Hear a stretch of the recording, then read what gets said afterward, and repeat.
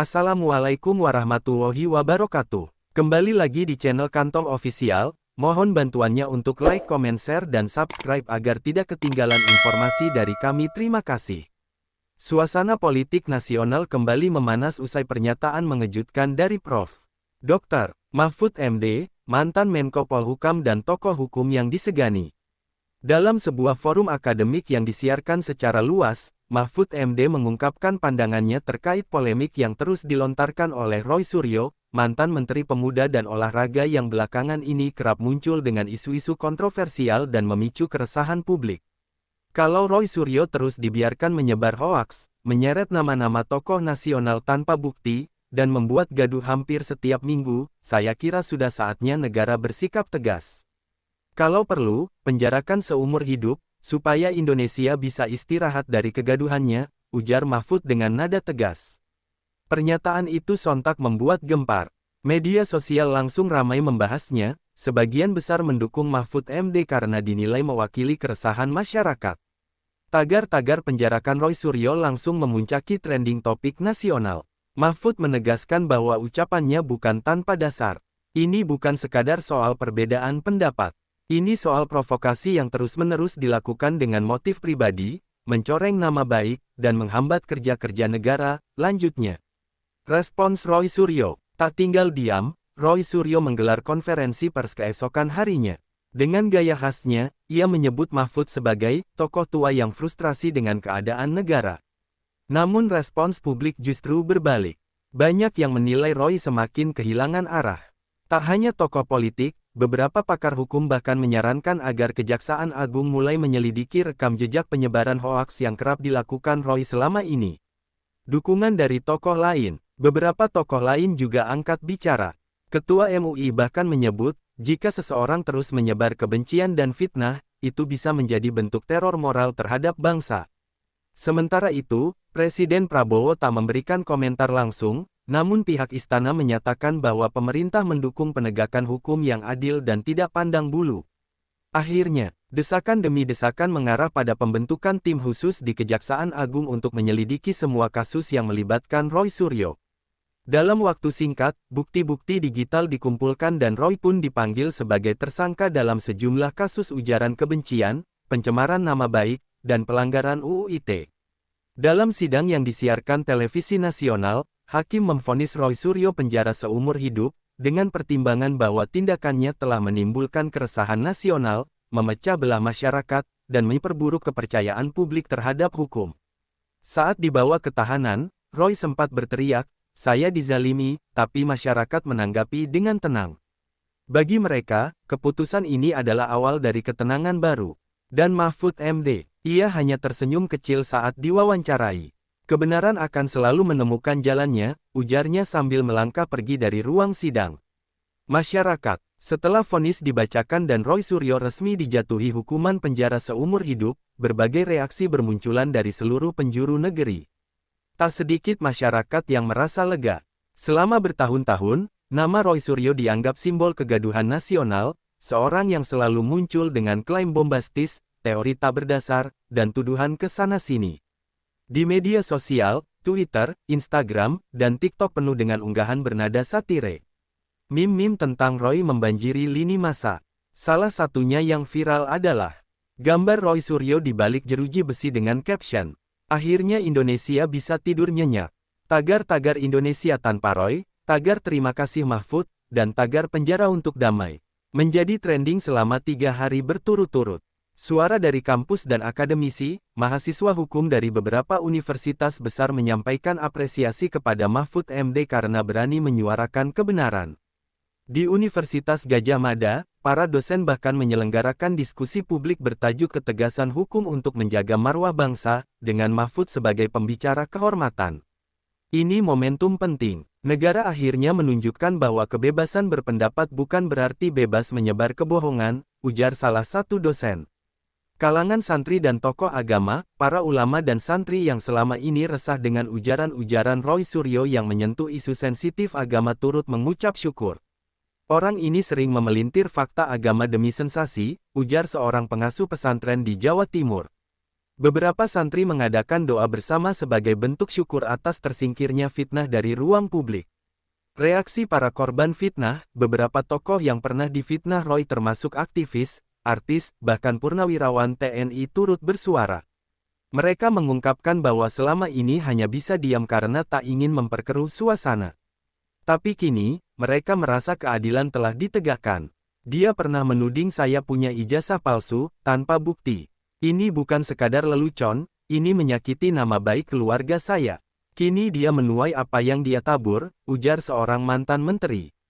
Reaksi yang berbeda dari pendukung fanatik meski mayoritas publik menyambut positif vonis tersebut, sebagian kecil pendukung fanatik Roy Suryo justru menyebut ini sebagai kriminalisasi terhadap kebebasan berpendapat.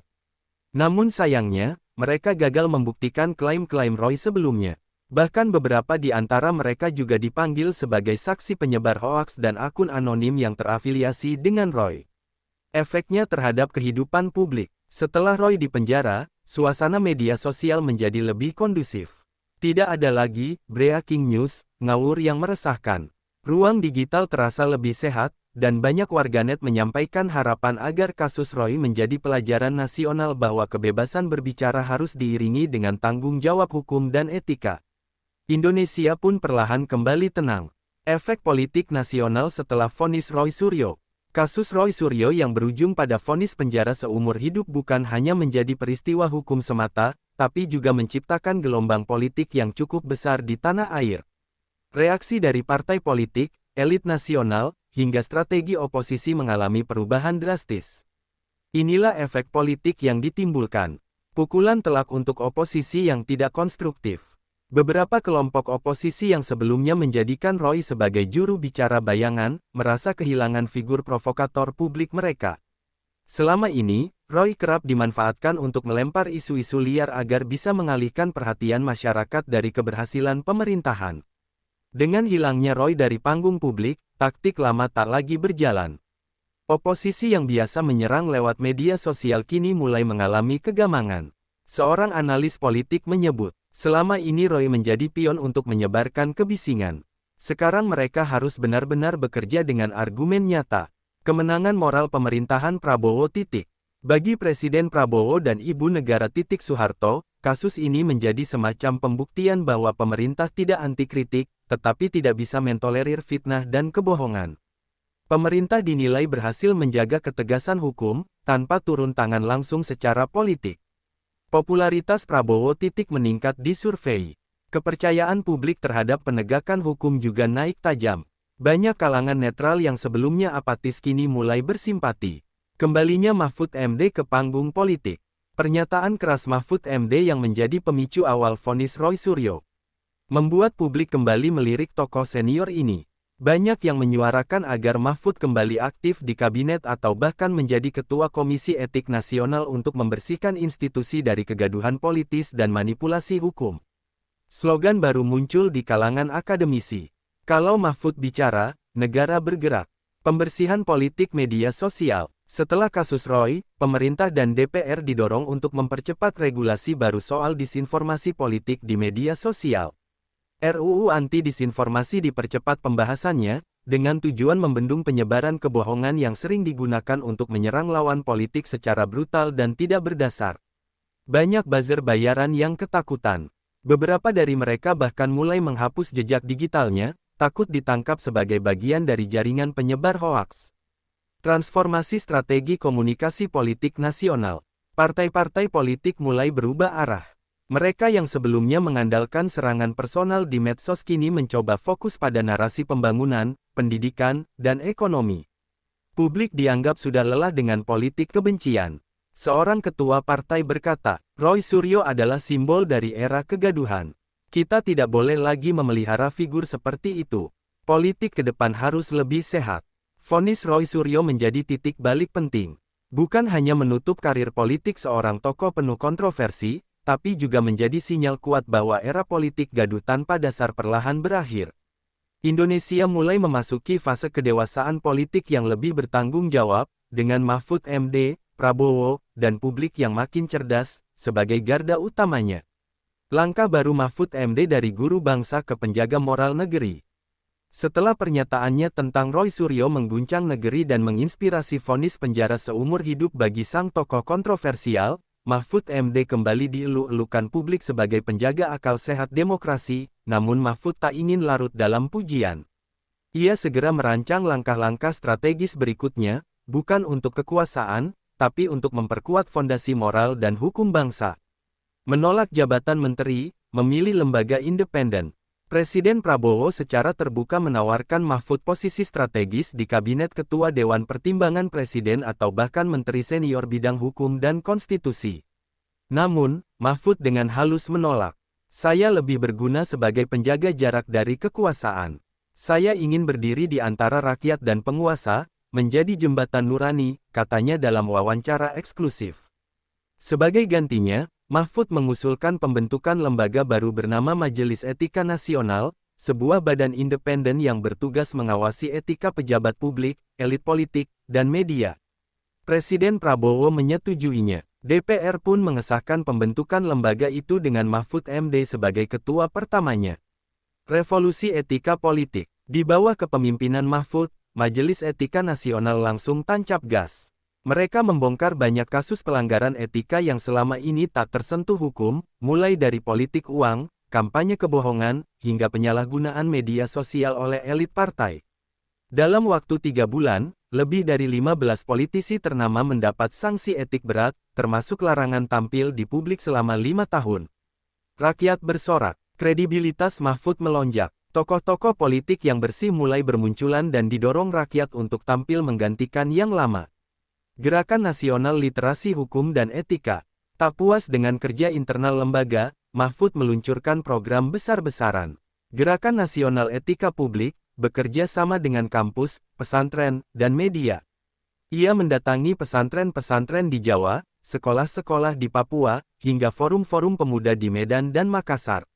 Ia bicara soal pentingnya berpikir kritis, melek hukum, dan menjaga adab dalam perbedaan pendapat. Slogannya viral, berani beda, tapi tetap beradab. Mahfud dianggap sebagai guru bangsa baru, yang menyambung lidah moralitas di tengah era politik penuh manipulasi. Pilpres mendatang, didukung tanpa minta. Menjelang tahun politik 2029, desakan dari rakyat dan tokoh-tokoh intelektual agar Mahfud MD maju sebagai calon presiden makin menguat. Banyak yang percaya Indonesia butuh pemimpin yang bukan hanya cerdas, tapi juga punya hati nurani. Namun Mahfud tetap rendah hati. Saya tidak akan mencalonkan diri. Tapi kalau bangsa ini benar-benar butuh saya, biarlah sejarah yang bicara. Bukan saya yang meminta, tapi amanat rakyat yang menentukan, tuturnya dengan tenang. Langkah Mahfud MD menjadi pelajaran bahwa kekuatan sejati bukan berasal dari jabatan, tapi dari kepercayaan rakyat. Ia menjelma bukan sebagai pemimpin politik biasa, melainkan penjaga nurani bangsa yang berani bicara ketika yang lain memilih diam, dan tetap teguh meski badai fitnah datang bertubi-tubi. Indonesia pun perlahan tumbuh menjadi negeri yang tak hanya kuat secara ekonomi dan pertahanan, tapi juga berakar pada keadilan dan akhlak. Roy Suryo dibalik jeruji dari cendekia ke narapidana. Rutan Cipinang, 2025 hari-hari Roy Suryo di penjara tak seperti bayangannya.